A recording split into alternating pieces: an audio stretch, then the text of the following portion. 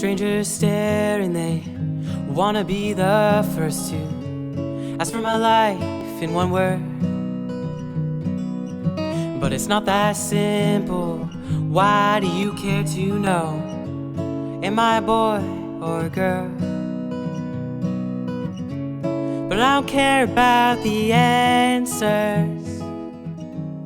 The questions were bored. I began taking videos on my laptop of my face and my voice dropping as I began my physical transition. And then when I ran out of space, I put them on YouTube. And at the time, it just was luck. Like, it was early 2009. There weren't very many videos out there yet. And people began to watch them. And then I was like, wait, there's this trans community, out there. And so I began to make friends and I began to feel really supported. So I began to sort of talk more to them through my videos and watch their videos. And I had no idea that would happen, but I'm so glad it did, because I began to share my music. I began to share intimate details of my life with them, and it was a huge support system. So ultimately, although it was accidental, I guess at the beginning, I still am making videos because I still, just feel so supported by this community and want to just keep giving back to them. Ask me anything you want to, and Confidence is definitely something that I sometimes feel like I really have it, and then other times I'm like, nope, I'm just an anxious little puddle. I always feel nervous before going on stage, or nervous right before I publish a YouTube video, because it's a very vulnerable moment. Like, my music is really autobiographical and raw. And any kind of love is good enough to be made.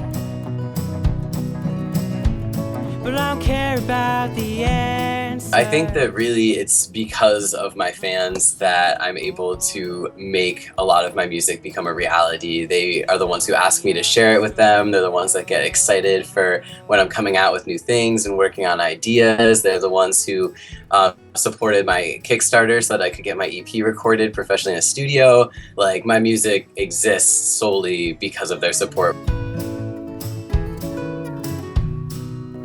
My style, as I've gotten more comfortable with myself, has gotten a lot more fluid. Like, I've been trying out like rapping sometimes, or electronic music sometimes, but still doing folky music, and trying out all these different things. And then similarly, as I've gotten more comfortable with my gender, I'm more fluid in my expression of it. I don't think so much of trying to fit into a box in order to pass as a man anymore. I'm just like, I am who I am, and I feel really, lucky I can feel that way. So I think they both, in a way, allow me to express myself, and they correlate in such a sense that I talk about, my music with my gender expression, and I talk about my gender with my music. So they're just very intertwined as probably two things that I talk about the most. Anything you want to.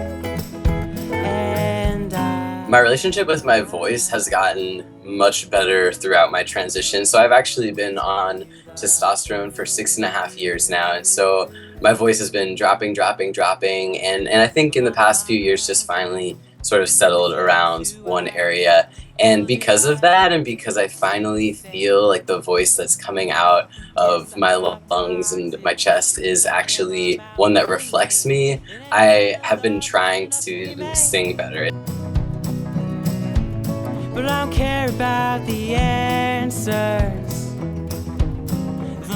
I would love to finally get to go on a tour outside of just one state, and if that's not the case, then I hope at least in a year that I'll have my memoir fully written and out, and that I'll be, finally ready to move on to my next chapter, which I don't really know what it is yet, but I know it's going to be beautiful, and I'm really excited for it.